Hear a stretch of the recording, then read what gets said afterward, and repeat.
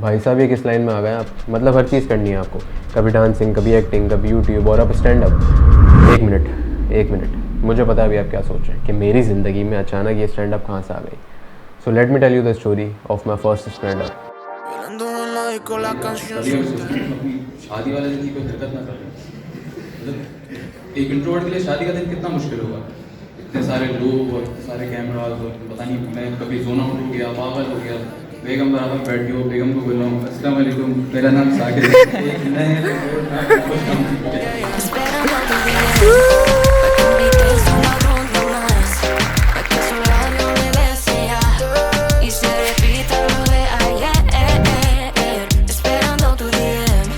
जब मैं छोटा हुआ करता था तब I used to love watching Umar Sharif, Moin Akhtar और सिकंदर सनम और बाकी जितने भी कॉमेडियंस थे, शकील सिद्दीकी वगैरह, मैं इन सब का बहुत बड़ा फ़ैन था। और उस टाइम पे स्टेज शोज़ हुआ करते थे एंड कॉमेडी उस वक्त टॉप लेवल पे थी। आजकल नहीं, जहाँ गालियाँ देने और वल्गर बातों को कॉमेडी समझा जाता है। कसम खुदा की हमारे चाचा तो इससे बड़े अकले थे। बदल क्या वो एक बार किसी की शादी की मुबारकबाद देने गए, हाँ, और बच्चे की मुबारकबाद दे के वापस आए।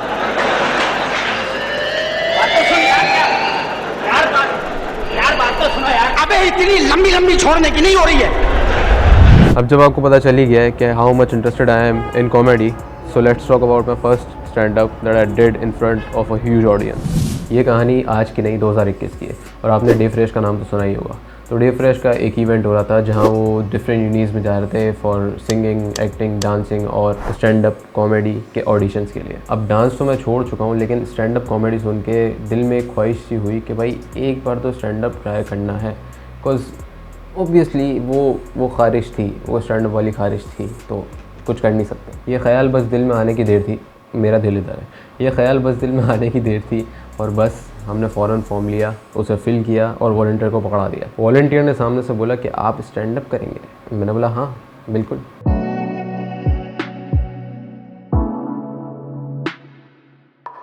आप में से यहाँ पे कितने लोग ऐसे हैं जो मतलब कभी सोचा हो कि यूट्यूब ट्राई करेंगे या यूट्यूबर बनेंगे? तो कितने लोग हैं? देखो, कोई ज़रूरत नहीं है। कोई ज़रूरत नहीं है। मेरी नहीं माननी मत मानो, ये दो लोग बैठे हुए हैं, इनसे पूछो।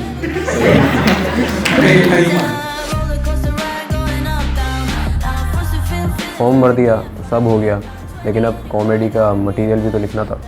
उसका क्या करें? अब जाके हम फ़ौरन स्टेज पे बोल तो नहीं देंगे ऑडियंस के सामने, इतना कॉन्फिडेंस तो नहीं है भाई। फिर मैं ये सोचने बैठ गया कि मेरी ज़िंदगी में सबसे फ़नी चीज़ क्या हुई। अब है तो बहुत सी चीज़ें, पर YouTube is on top of that. किसी और को छोड़ो, कभी मैंने नहीं सोचा था कि हर्ट बी डूइंग दिस। तो मैंने सोच लिया कि भाई मेरा मटीरियल, या आप उसे टॉपिक कह लें, वो दो चीज़ों पर होगा। एक मेरा यूट्यूब और दूसरा कि मैं कितना बड़ा इंट्रोवर्ट हूँ। मतलब मुझे पता है कि मैं इंट्रोवर्ट हूँ, लेकिन उसको रिलेटेबल बनाने के लिए, उसको एक फ़नी वे में लाने के लिए इंट्रोवर्ट टॉपिक रखना इज़ गुड, वॉज गुड, जो भी कह लो। तो भाई मैंने सोच लिया कि मेरा मटेरियल सिर्फ दो चीज़ों पे होगा, एक यूट्यूब और दूसरा इंट्रोवर्ट। मतलब मुझे पता है कि मैं कितना बड़ा इंट्रोवर्ट हूँ और मैंने ये सोचा हुआ था कि मेरे ऐसे और भी ऐसे इंट्रोवर्ट लोग होंगे जो उस ऑडियंस में बैठे होंगे, जो जिनको अच्छा लगेगा ये सुन के, वो रिलेट कर सकेंगे। पर वेट, मैंने अभी तक किसी को बताया नहीं था कि मैं स्टैंड अप कॉमेडी कर रहा हूँ, क्योंकि मुझे खुद नहीं पता था कि मैं करूँगा या नहीं। फिर मैं अपने दोस्त मास के पास गया। अबे मास, मेरी बात सुन, कुछ बोलियो मत, ठीक है? कुछ बोलियो मत। सब सेट। मैं स्टैंड अप कर रहा हूँ, मैंने स्क्रिप्ट भी लिख ली है, यूनिवर्सिटी में एक इवेंट होने वाला है, मैंने सोचा मैं स्टैंड अप करूँगा। कैरियर क्या हो जाओगी? बस अपन को लाइफ में कुछ इंटरेस्टिंग करने का भाई। तो एक काम करना, रोड पे खड़ा हो जा, नंगा हो गए, सब इंटरेस्टिंग सब हो जाएगा। अबे मैं डकी भाई नहीं हूँ भाई, लंबी नहीं कर, जो पूछ रहा हूँ वो बता, करूँ या नहीं? भाई देख, स्टैंड अप का सीन ऐसे है कि चले तो चांद तक, ना चले तो शाम तक। ऊपर से हज़ारों लोगों को देखना सामने, वो एक अलग पंचायत। तो देख ले, अगर तेरा दिल मानता है तो फिर जस्ट गो फॉर इट यार। खैर है, देख लेंगे। खैर है, देखते हैं यार, अल्लाह मालिक है। कुछ नहीं तो ज़्यादा से ज़्यादा एक्सपीरियंस हो जाएगा, और क्या। नहीं करेंगे आइंदा ज़िंदगी में। देख ले भाई, मतलब एक बार लिख के चेक करवा देना। आपको पता है ना, आपका कंटेंट राइटर मैं हूँ, फिल्में मैं ही सारी चेक करता हूँ ना, तो एक बार चेक करवा देना। फिर ऊपर से यूनिवर्सिटी का मामला है, बिला वजह फिर ठीक है, लंबी नहीं कर, एक काम कर, अपना काम कर। अब एक बार क्या हुआ, मैं अपने दोस्तों के साथ गया मतलब कैपेचिनो पीने। अब जिनको पता है उनको पता है, तो अब मुझे कैपेचिनो कड़वी लग रही है, मैं किसी को कुछ बोल नहीं रहा। सही है ना, मैं किसी को कुछ नहीं बोल रहा। कोई ये ना बोल दे कि चाय क्यों नहीं पीते यार तुम लोग।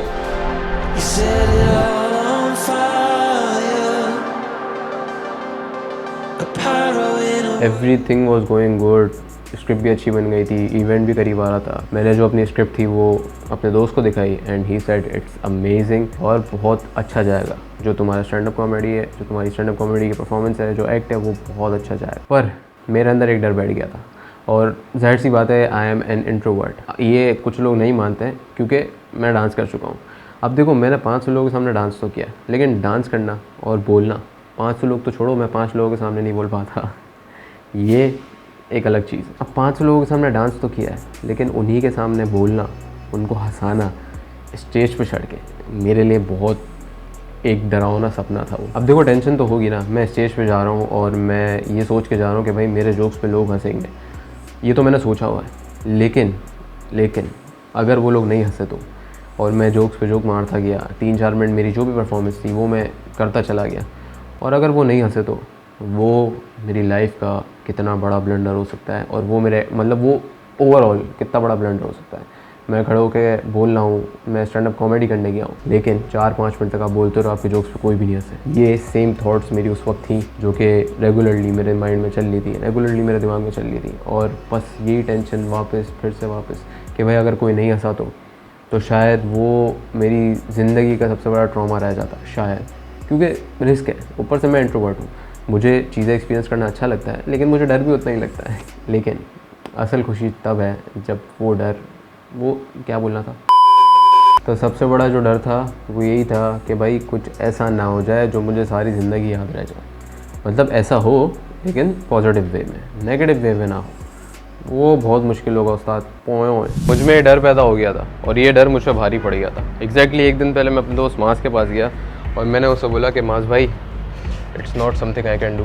भाई things get difficult when you overthink it. अब तेरे दिल में ये बात आई है तो जस्ट डू इट। अबे भाई कैसे नहीं डरूं यार, मैंने कभी अपने ख्वाबों में भी स्टैंड अप का नहीं सोचा।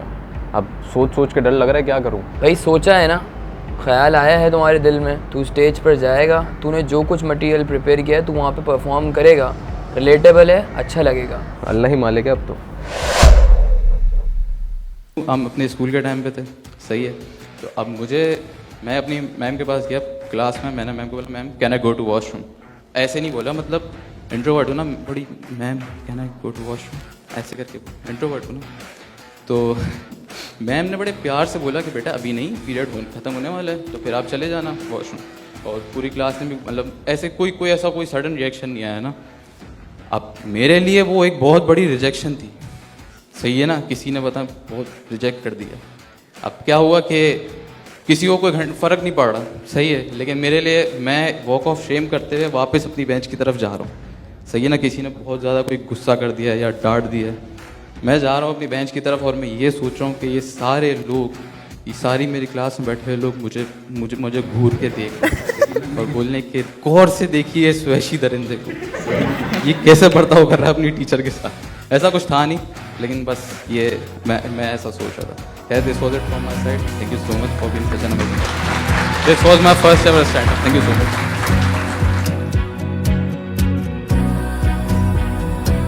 फिर आया वो दिन जब हमें परफॉर्म करना था और हमें स्टेज पे जाके लोगों को हंसाना था। सुनने में बड़ा आसान लगता है, मुझे भी लगता था कि स्टैंड अप कॉमेडी बहुत आसान होती है और लोग इम्प्रोवाइज करके ना मतलब कुछ भी उसी वक्त बोल देते हैं, लेकिन you have to be comfortable with that genre. खैर मेरी टांगें काँप रही थी, मैं बहुत नर्वस था, स्टेज फ्राइट अलग था। और सोने पे सुहागा ये हुआ कि उस दिन की उस इवेंट की मेरी यूनिवर्सिटी में पहली परफॉर्मेंस मेरी। मैं परेशान, मैंने बोला भाई अब तो गए। But then I went on stage और मेरी पहली पंच लाइन के बाद लोग हंसने लगे, लोग नहीं क्राउड हंसने लगा। और लाइक कैन यू इमेजिन, मेरी पंच लाइन पे, मेरे स्टैंड अप मटीरियल पे लोग हंस रहे थे। और फिर मेरा जो कंफर्ट जोन था, या आप मेरी कंफर्टेबिलिटी कह लें, या आप कुछ भी कह लें, या मेरा कॉन्फिडेंस कह लें, वो पहुंच गया यहाँ से यहाँ मेरी परफॉर्मेंस के साथ। मैं इतना कंफर्टेबल हो गया था कि मैं ड्यूरिंग द परफॉर्मेंस वो परफॉर्मेंस मैं खुद एंजॉय कर रहा था, like if you can imagine. और आपको ये वीडियो में दिख रहा होगा, जो मैंने वीडियो चलाई स्टैंड अप कॉमेडी की, उसमें आपको दिख रहा होगा कि I was enjoying this, I was enjoying those 4 minutes, क्योंकि वो एक अचीवमेंट थी और वो एक सेंस ऑफ क्या कहते हैं उसको, एक्सेप्टेंस फीलिंग, जो भी है, मतलब वो एक बहुत अच्छी फीलिंग थी। और मैंने बहुत बड़ा कारनामा दे दिया था मेरे लिए, मेरे माइंड के लिए, किसी और के लिए है या नहीं वो मुझे नहीं पता। जब मैं स्टैंड अप करके स्टेज से नीचे आया, ऑडियंस ने तालियां बजाई, तब मेरे जहन में एक ही चीज़ चल रही थी कि भाई ये क्या हुआ, ये कैसे हुआ। ये वो सेम फीलिंग थी जो शायद मुझे शॉर्ट फिल्म के वक्त आई थी, शॉर्ट फिल्म के अवार्ड्स के वक्त आई थी रिसेंटली इकरा इंडस्ट्री में। रिसेंटली तो नहीं, उसको भी साल हो गया, और इससे पहले मेरी अपनी यूनिवर्सिटी में। ये वो सेम फीलिंग है जो मुझे यूट्यूब की वीडियोज़ बनाने में आती है, मतलब जो अच्छी वीडियो बन जाए, जो बेहतरीन एडिट हो जाए। That day was amazing. मैं वो दिन नहीं भूल सकता। मैं ये वीडियो बहुत लेट बना रहा हूँ, मुझे पता है, लेकिन ये वीडियो मुझे बनानी थी because I wanted to share that experience with you guys. अच्छा, एक बात मैं आपको बताना भूल गया, ये एक ऑडिशन था, पता है, मतलब ऑडिशन मतलब it was a proper show. इसमें फाइनलिस्ट भी सिलेक्ट हुए थे, हर यूनिवर्सिटी से एक बच्चा सिलेक्ट हुआ था, लेकिन मेरा ध्यान उस तरफ गया नहीं। हमने अपॉर्चुनिटी देखी, हमने बोला ये स्टैंड अप ट्राई करना है हमने, और कर लिया। This is what you get when you get comfortable being uncomfortable. ये कोड सुनने में बहुत आसान है, ठीक है, लेकिन ये करना उतना ही मुश्किल है, और जब ये हो जाता है तो उसकी अचीवमेंट बहुत बड़ी है। मैं इस वीडियो में कोई कोट्स नहीं सुनाऊंगा, मैं कोई मोटिवेशनल स्पीच देने नहीं आया।